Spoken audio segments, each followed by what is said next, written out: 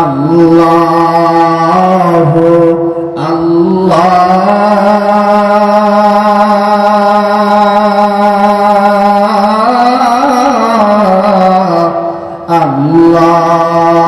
আল্লাহু আল্লাহ।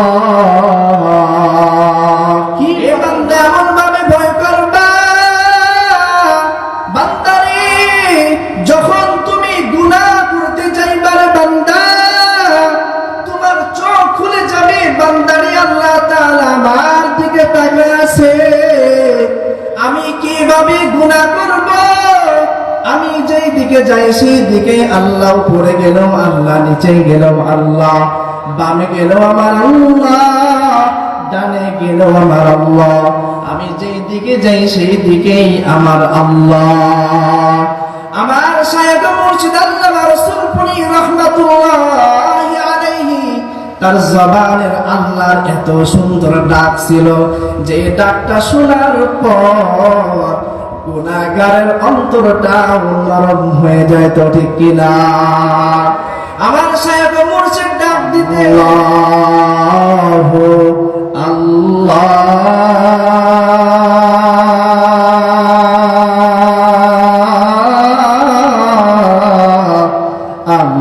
আল্লাহু আল্লাহ। কি মজার ডাক! আলহামদুলিল্লাহ الحمد لله الذي وكفى وسلام على عباده الذين اصطفى.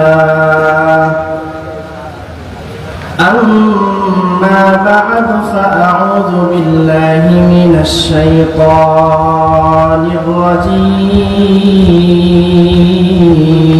الرجيم.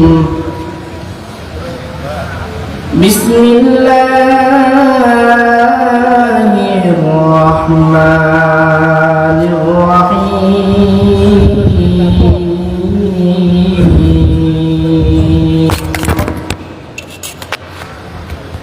يا أيها الذين آمنوا اتقوا الله حق تقاته ولا تموتن إلا وأنتم مسلمون. وقال رسول الله صلى الله عليه وسلم: القبر روضة من رياض الجنة أو حفرة من حفر النار. صدق الله مولانا العظيم وصدق رسوله النبي الكريم، ونحن على ذلك من الشاهدين والشاكرين والذاكرين، والحمد لله رب العالمين. اللهم صل على محمد النبي الأمي وعلى آله وسلم تسليما. الحمد لمن قدر خيرا وخبالا، والشكر لمن صور حسنا وجمالا، والشكر لمن صور حسنا وجمالا.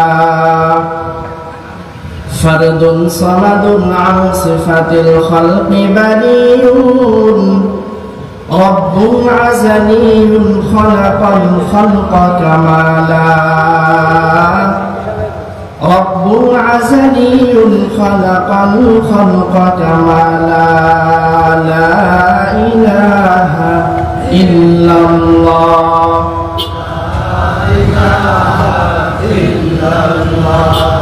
لا إله إلا الله، لا إله إلا الله،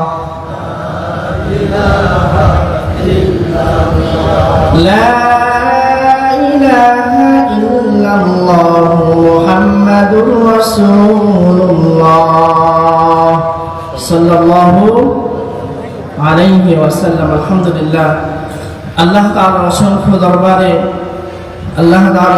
অসংখ্য অগণিত শুকরিয়া যে রব্বুল আলামিন আমাদেরকে এই প্রতিকূল অবস্থার মধ্যেও আল্লাহ তাআলার মকবুল দরবার, যে দরবারের মধ্যে আসলে মানুষের ঈমানের পরিবর্তন হয়, ঠিক কিনা বলেন? মানুষের চেহারার পরিবর্তন হয় না, ঈমানের পরিবর্তন হয়। বিভিন্ন দরবারে গেলে দেখা যায় যে দরবারে গেলে মানুষের সুন্নতি লিবাস থেকে সুন্নতটা পড়ে যায়, ঠিক কিনা বলেন? আর এটা এমন এক দরবার যে দরবারে আসলে যে ব্যক্তি কখনো মসজিদে যায় না, সেই ব্যক্তির মসজিদে আসার মতো সৌভাগ্য তৈরি হয়, ঠিক কিনা বলেন? তো আল্লাহ তাআলা আমাদের আসার বসার ঈমানি কথা বলা ও শোনার তৌফিক দান করেছেন। সকলে দিল থেকে শুকরিয়া আদায় করে আলহামদুলিল্লাহ। লক্ষ কোটি দুরূদ ও সালাম মানবতার মুক্তির দিশারি সাইয়্যিদুল মুরসালিন সাইয়্যিদুস সাকালাইন খাতামুন নাবিয়্যিন নবী মাশার সাকিয়া কাউসার হাবিব আকরাম জনাবে মুহাম্মদুর রাসূলুল্লাহ সাল্লাল্লাহু আলাইহি ওয়াসাল্লামের উপর আল্লাহ রাব্বুল আলামিন পবিত্র কোরআনুল কারীমের মধ্যে বলেন, ইয়া আইয়ুহাল্লাযীনা আমানুত্তাকুল্লাহ, হে দুনিয়ার মানুষেরা তোমরা আল্লাহ তাআলাকে ভয় করো। কাকে ভয় করতে হবে? সকলে বলেন, কাকে ভয় করতে হবে? আল্লাহ তাআলাকে। আল্লাহ তাআলা এই আয়াতের মধ্যে বলেন, হাক্কা তুকাতিহি, বান্দা তুমি শুধু ভয় করবা বিষয়টা এমন না, এমন ভয় করবা যে ভয় করার পরে বান্দা তোমার থেকে আর কোনো গুনাহ হবে না। বলেন সুবহানাল্লাহ। আল্লাহ তাআলা বলে, বান্দা ইয়া আইয়ুহাল্লাযীনা আমানুত্তাকুল্লাহ, হে দুনিয়ার মানুষেরা শোনো, আমি আল্লাহ তাআলাকে ভয় করো, আমি আল্লাহকে ভয় করো। বান্দারে কেমন ভয় করবা?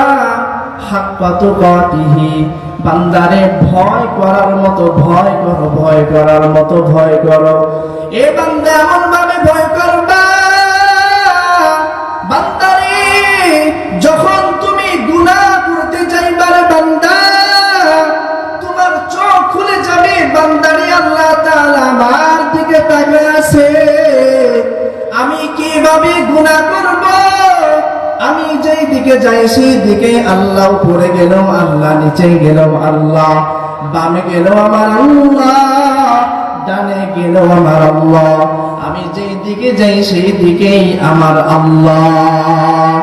আমার শায়খ মুর্শিদ আল্লামা রাসূলপুরী রাহমাতুল্লাহি আলাইহি, তার জবানের আল্লাহর এত সুন্দর ডাক ছিল যে ডাকটা শোনার পর গুনাহগারের অন্তরটা নরম হয়ে যায়, তো ঠিক কিনা? আমার শায়খ মুর্শিদ ডাক দিতেন, আল্লাহ আল্লাহ